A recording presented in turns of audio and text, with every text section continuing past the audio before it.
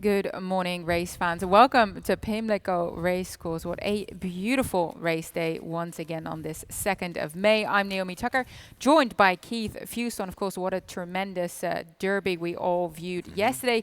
We'll dive into that at length during our latter segment, the lightning round. But first things first, Keith, how are we doing today? Doing very well, doing very well. Enjoying this beautiful weather we have outside here at Old Hilltop. I can't wait to get to this betting card. It's going to be a little tough getting through. I didn't really have anything I really love, so we're gonna get through it though. We're gonna get through it. But great day of racing yesterday here and down at Churchill Downs. Obviously, we'll talk about the Derby a little bit later. But yeah, enjoying it out here this afternoon.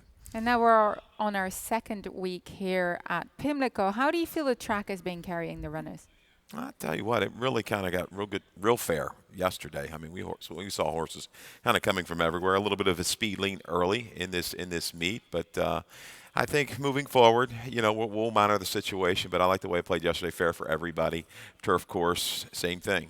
The best horse is going to win out there, and that turf course is in beautiful condition. Oh, absolutely. You can see it over Keith's shoulder there. Green as can be. A wonderful turf once again. Looking forward to the couple of races we have on there today. And let's have a look at the First Bet offer, which of course is our official wagering partner, First Bet and Express Bet. You can win a 20 grand bet on this year's Preakness. If you bet online at Express Bet or First Bet, every bet you make earns you an entry. So I use Express Bet myself. I tend to recommend everyone to use First Bet, especially when you're new to the sport. It allows you to use all their algorithm, all their handicapping tools, which we'll get into in a little bit as well. Go to first.com/bet/promotions to get the chance to win this huge bet. How about that? I mean, Keith, you have to play this, right? You have to. You have to sign up and get involved in it. Every bet gives you a chance. And can you imagine when you get the email or you get the call and they're like, hey, here you go. You've got a shot. You're going to take a $20,000 bet. But then the handicapping begins on this race coming up, the Preakness race in less than 2 weeks. And look at her. Look at Swiss Skydiver. Made it the 6th filly to win the middle jewel of the Triple Crown after the mighty Rachel Alexandra in 2009. Oh, wow. What a race that was. It was a tremendous race. And the spotlight, less than 2 weeks now, will be right here at Old Hilltop. Looking forward to it. Looking for another good rendition of the Preakness Stakes. Yes, with Skydive. If we can get another race like that, I'd be doing something. I mean, her and a fourth authentic Kentucky Derby ridden with John Velasquez aboard. And we'll talk about that in a minute because Johnny V made it back-to-back wins in the Kentucky Derby with his win on Medina Spirit yesterday. But let's have a look at what's going on today here at historic Pimlico. We have a Rainbow Pick 6 carryover to get you going, $6,427. And let's have a look at how the track is viewing today because, wow, fast track, firm turf. We like that, don't we, Keith? Absolutely. Love the conditions, fair conditions out there. And just like we said, a beautiful day for racing. Yeah, beautiful indeed. Let's get going here with our 8-race card on the day. First race, of course, kickstarts the early pick 4 sequence. 12% industry low takeout gets going right here on this first race, which is 5.5 furlongs sprinting on the main track for the ladies, claiming 5,000 non-winners of 2 lifetime. We'll start with your top selection here, Keith, which is the number 3, Sevilla Sangria, Rudy Sanchez-Solomon. Now, she's very fit coming into this 10 days turnaround, but Rudy does that quite decently. 19% winners and 46% in the money between 1 and 10 days turnaround. So we see that there are trainers that are very capable of doing it. It's not everyone's thing. It's not everyone's game, but Rudy does it with a fair few and gets the results. Yeah, going to try to come right back, and he owes me no money after that little exact on the turf yesterday, right? I like the higher price Rudy Rodriguez got up. I was keying around Foggy Dreams, but hey, that was yesterday. This is now Sevilla Sangria. Yeah, a lot of these fillies, they've had chances, lots of chances to get through this 2-in-life condition. Last time out, I thought Kevin did a good job of just kind of getting her to relax, but maybe she just found herself a little too far back. She's a filly that has natural speed. They want to use it. I think they're going to use it to her best of her ability in here. Toast of K, a little price user to be sent with Al Cortez from the rail.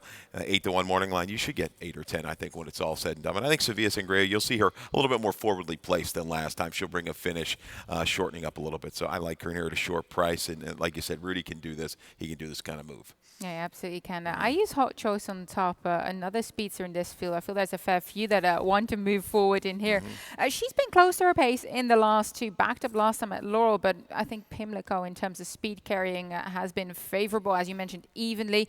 She tried against winners frequently, but this is the lowest she's ever tried it at. And I think that this field is softer than some of the foes she's faced in the past. Yeah, it might be. Scamper along.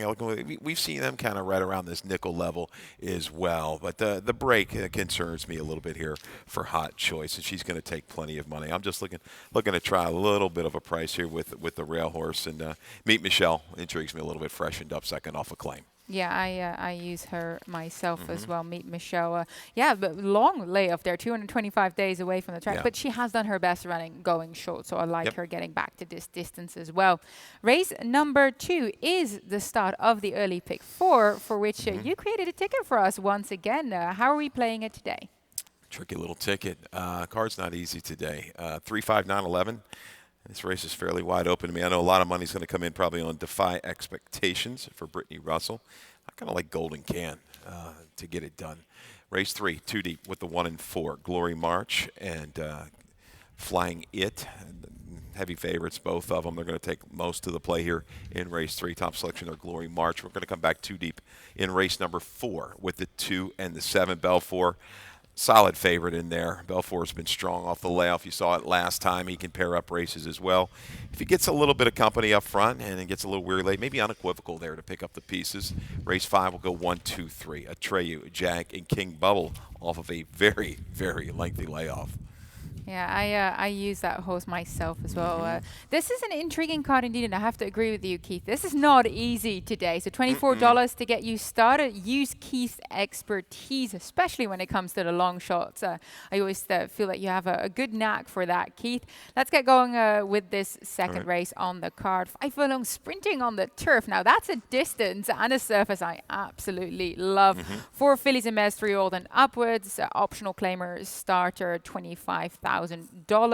Your top selection here is the number 3 Golden Can, for which we also have a video of her efforts quite a while back, wasn't it? Last year at Laurel Park. Yeah, we're going to go back to May 31st of 2020. And I tell you, Golden Can this day at 45 to 1 is going to get it done. And I tell you, relaxes very comfortably outside of rivals and just kind of measures the speed. She's going to go up, get command heading towards mid-stretch and really dig in gamely. Sydney Speaks, her mother was a very good turf sprinter, also trained by Hassan Alamri. So we got the family affair going with Golden Can. DQ'd out of a race there in September of 2020 at Delaware, but I think she's fresh, ready to go.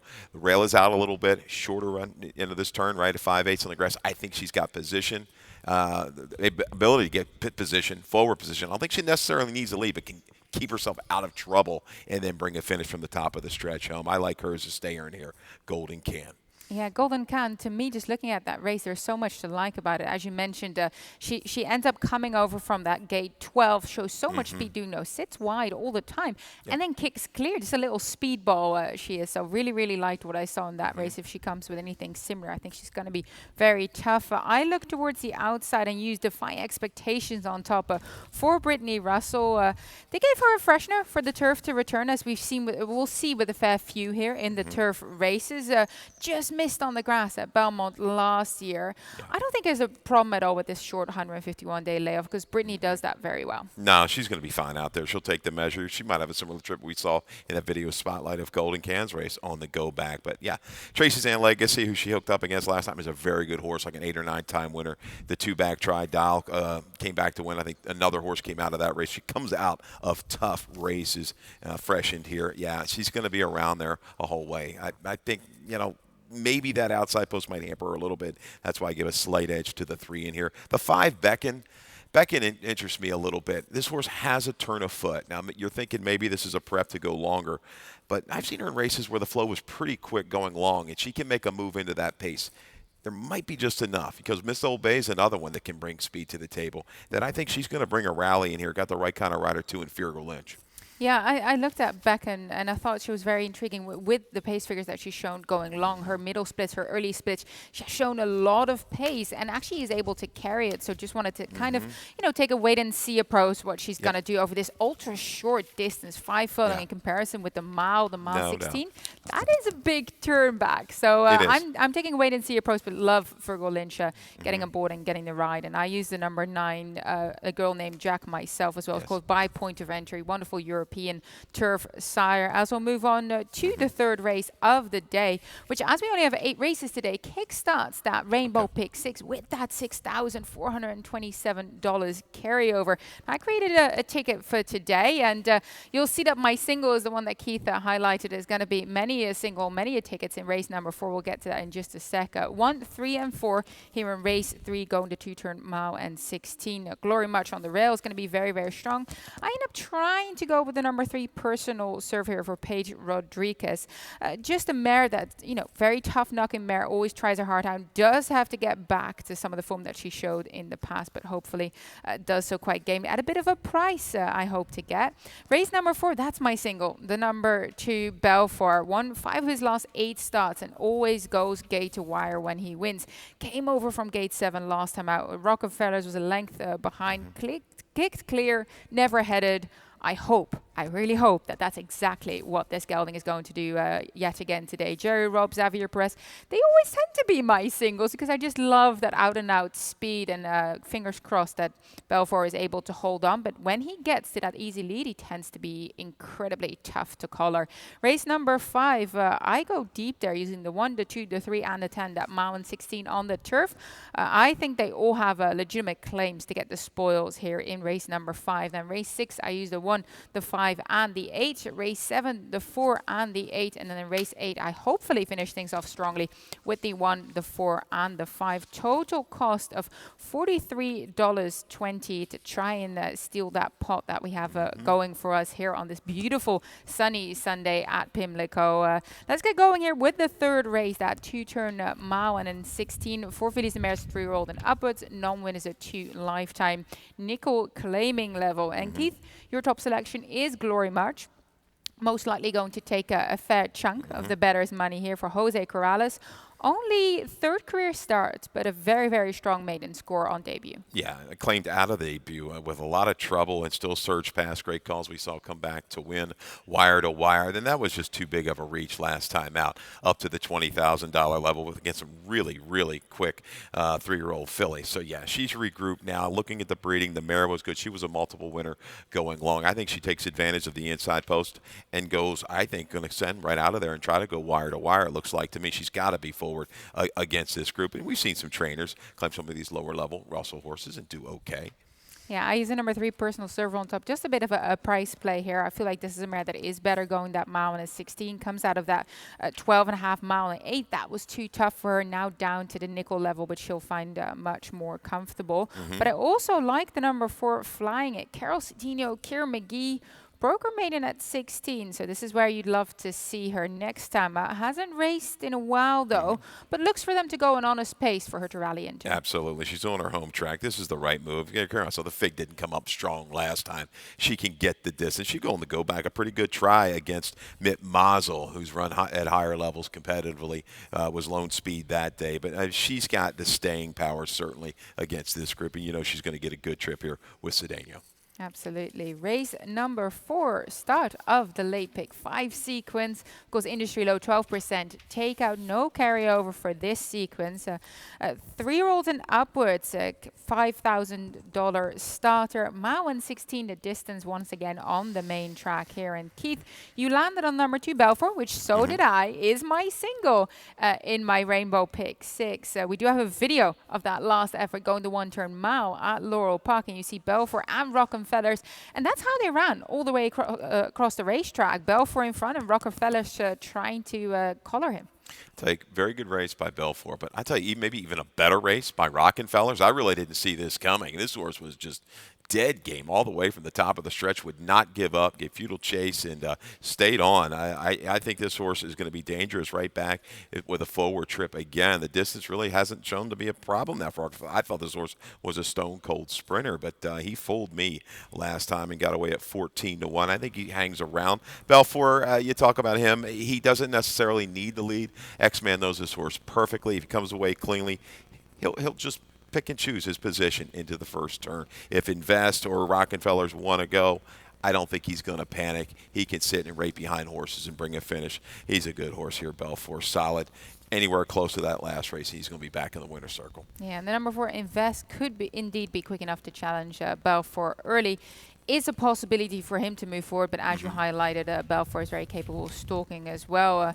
It was interesting because Invest last time out, he was leading with pressure from Glengar, and that, I feel like that kind of took a little bit of starch out of him, that little duo at the start, and he couldn't stay on as strongly, it seemed. But then he re-rallied. So always love to see that at this lower level, that you have those geldings that really come back with a finish. So use Invest underneath, but Southside Warrior I use as a closer in case they go too fast up front. So trying to sneak Charlie Marquez in there, who does know this gelding quite well. You use the number 5 underneath, Rockefellers, as we just highlighted, which I wholeheartedly agree with myself. As we'll take a quick break here, and we'll be back with race 5. And they're off. Second in the 2-pap. Round off her inside. Race.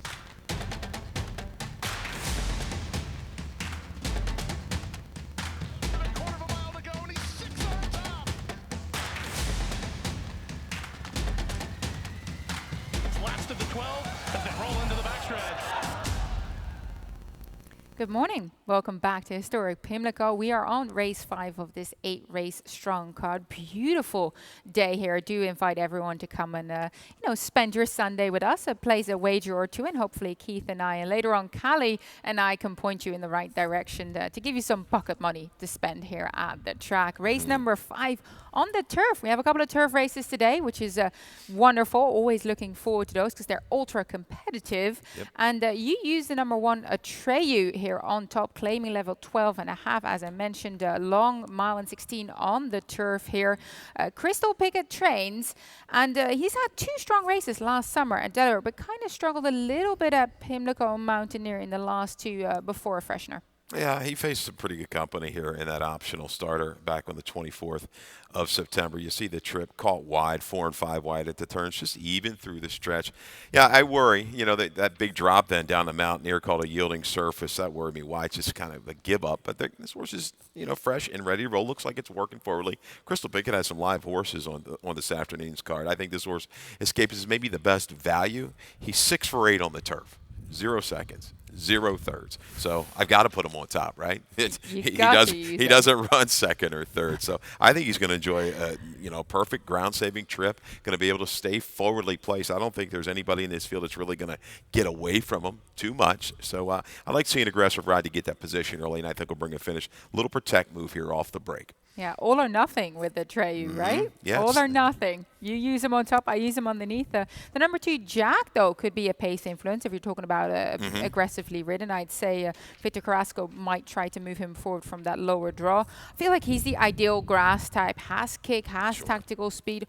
Also a horse coming off a layoff. We see that very frequently here with the turf horses, waiting for the turf to come back. Yeah, and I don't get terribly concerned even when you see the horses having to go round and round. They're able to work themselves back into shape, and they're able to do it. I mean, it's just different than the dirt. And you're looking at this horse from October of 19 to June of 20. Similar situation, forwardly placed. Stalk brought a good finish to Artemis Bridge. Okay, Artemis Bridge came back to run very well in 2 other than optional. So the right company lines here with Jag, going for a new barn, going for Gary Contessa with Bell Gable Stable. Yeah, looking at the field, he has to be fairly close. I mean, there's just not a whole lot of speed. So you might see a similar race like we saw yesterday with the Hugh McMahon horse, Ben and Joe and Trombetta's horse, kind of around the racetrack, just trying to dictate it. We'll see. Yeah, and then the number 3, King Bubble. Now, that's a gelding, new gelding, that had plenty of time to get over his surgery. 2 years and 8 months since his last start, which was in France, at some lower-grade French tracks in Marseille, Borély, Vichy, Toulouse. Those are sort of more your country tracks. He did well on those and showed he can stay quite nicely. That 1.25 mile win last time out. Comes in with Brittany Russell, though, and we know that she'll get them fit. Well, we know she can basically do anything, right? I mean, these horses run. It doesn't matter. First time out off a long layoff. This is a 965-day layoff. So this is something new, I'm sure, for everybody. But, yeah, they're bringing this guy back. He must be training okay, I would think. So Yeah, at 6 He's years here old. now. Yeah, making this nice start. So Yeah, I'm actually looking forward to it. I think it'll be very intriguing to see how he'll yes. fare in his stateside debut. I use the number 10, Colonel Moorhead, towards the outside. Hugh McMahon, also who's coming off a little bit of a layoff, but has shown solid figures going longer on the turf. So wanted to include him. Not sure that outside draw is ideal going into that first bend, but he's got some speed to navigate himself, hopefully a decent enough position. But I do think that this turf race is wide open. This will be very fun to watch. You do that dance for Ferris Allen underneath as well. Well, there's a horse that they're hoping the turf revives him. I mean, he's come back off the break. The dirt races in which he's run okay on the dirt in the past. He didn't run well either once, and maybe this is the one that's going to pick his head up because he's got races way back on his page that certainly work. Yeah, this could be an interesting little race. A horse that's going to take a lot of play off of a 2.5-year layoff. A horse from the rail like I've got that they dropped prior to the layoff, jagging a new barn. I mean, somebody could just jump up and reach up at a big, big price. Absolutely, absolutely. I went deep in this race on my Rainbow Pick 6, and I encourage everyone to do so because you might just land quite the price indeed. Race number 6, maiden 10, mile and a 16, the distance. And Keith, you look towards the number 8, Union Charm for Ratio, the pass. Career best last out, going the 1-turn mile at Laurel Park. Strongly improved that day, second after the layoff for this gelding. Absolutely. Went from a barn that was at 0%. Yeah, drastic improvement. Beat a next out winner. That's good enough for me. Looks like he's got some staying power. I think Day of Honor, that form dirtied up certainly off of the muddy try on April the 25th over this racetrack. The races prior, the numbers work. I think this horse is going to escape at an okay price in here with Ty Lapistine. There's Crystal Pickett again. Yeah, stretching out, just got lost in that field. Sheriff Tripp just ran off the screen that day. That was the horse that got really bet down late. I think it was 5-1 going to the gate, went off at 5-2 and won by 14. So yeah, Day of Honor stretching out. I think the breeding's all right. This horse against this group might be, that kind of chaser that just hangs around for a piece. Even wouldn't surprise me if he wins.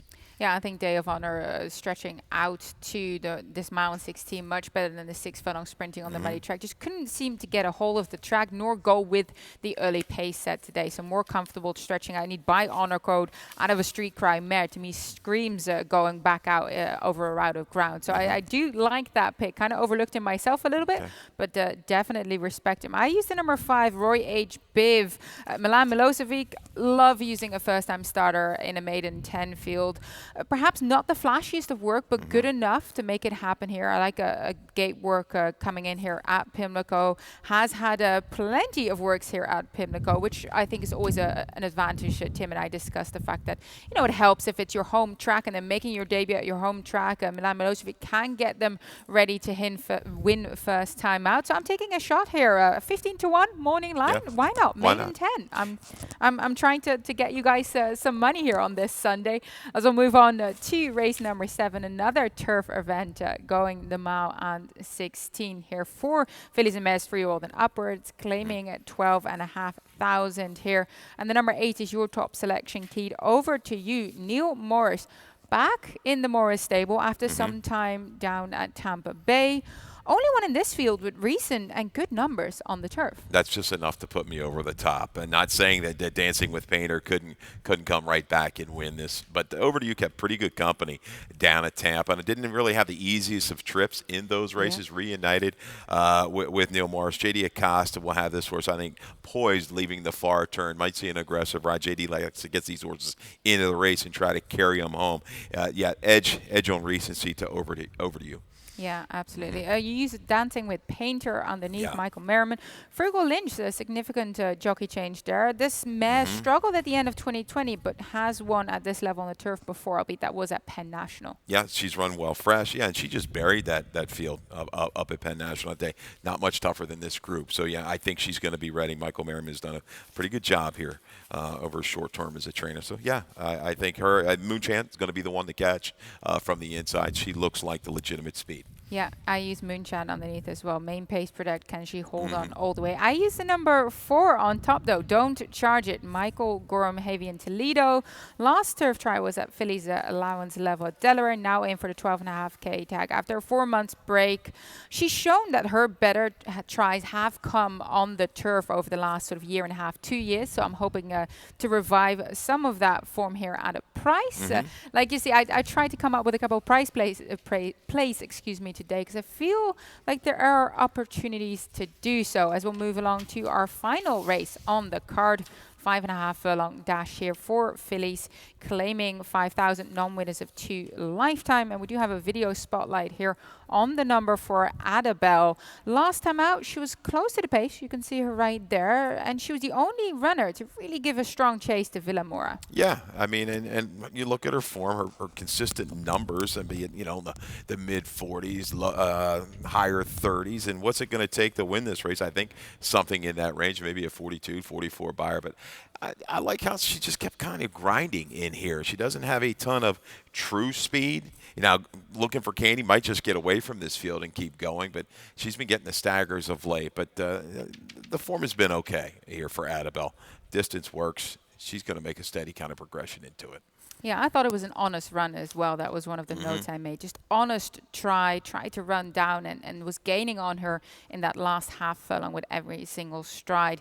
Now, I used Annabelle in third because I used number 1 Sunday in LBC on top. Getting back to this 5.5 furlong distance after a 4.5 furlong try at Charlestown. I think that's too short for her. Her best runs have come over 5.5, 6. And if you go 2 starts back, she was second to Bean in the Street. Now, we know the Bean in the Street has run very well at some higher levels as well. And Sunday in LBC, I think she's drawn low to move forward there for Marius Ray Jr. and Grant Whitaker, who's given us a couple of winners. Yep, I'm going to take 8 Oaks on top here. The 5 off another little bit of a freshing last seen at Charlestown, but her 2 races at Laurel off the break and off the claim. Legitimate excuses in both of them. This is a trainer that's profitable with this kind of break. Also, the jockey-trainer combo is profitable as well. So that's good enough for me. 8 Oaks to make a run from mid-pack. Yeah, and then shortening back up to the 5.5 as well. She closed into quite a slow pace over 7 furlongs at Charlestown, which upgrades her in my books a little bit as well. As that will do it for the final race of the day here. Similar horses we have 1, 5, 4, 3 for me, 5, 4, 1, 3 for Keith. As we'll get started with lightning round. Okay.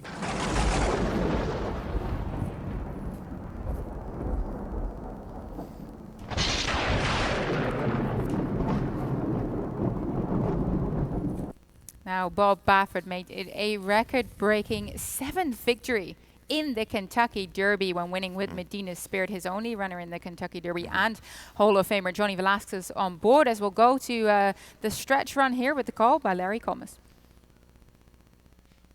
As they make their way to the top of the stretch, Medina Spirit and Mandalone are stride for stride. Hot Rod Charlie and Essential Quality closing on the outside. The 4 of them come into the final furlong.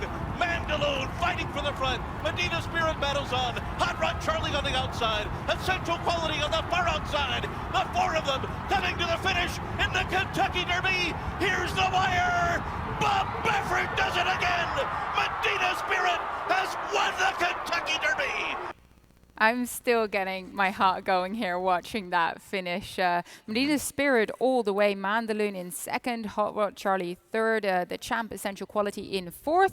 What was your first takeaway of this year's Derby, Keith? Well, I mean, just the Bob Baffert's unreal, right? Getting these horses prepared year in and year out. There's nobody better. You say what you want. I mean, the proof is right there in the pudding with what he's able to do. And there's a $35,000 purchase, right? I read back might have been a $1,000 yearling. $1,000 yearling, yeah. And then 35,000 later on. I mean, yep. By a sire that stands for 5,000 in Lexington in Protonico. I mean, it's just a wonderful story. How about Rock Your World getting slammed out of the gates, though? I think it was by Highly Motivated and couldn't get his forward position that he probably would have wanted to get. Yeah, he broke a bit slow, like just a beat slow, and you can't do that in that field. You just can't. So they're just not going to come out perfectly, and you saw it. The horses came in, came out, bumped, squeezed, dropped back. Almost the last, it looked like in the initial, maybe 50 yards, and then had to recover and go wide, and it was all over. And I was talking about it with Tim about the speed, the California speed, and I thought Medina Spirit would go, and I thought, Rock Your World would just kind of be positioned outside of that one to measure, but that never came to fruition after that break, and that left the California speed, Medina Spirit, on the lead. And in the Derby, you've got to be forward. Yep. We've seen it year in and year out. You got to go back quite a ways to see a horse come from the clouds. You saw they were engaged from the far turn. Nobody made up any kind of significant ground from the 3/8 pole home.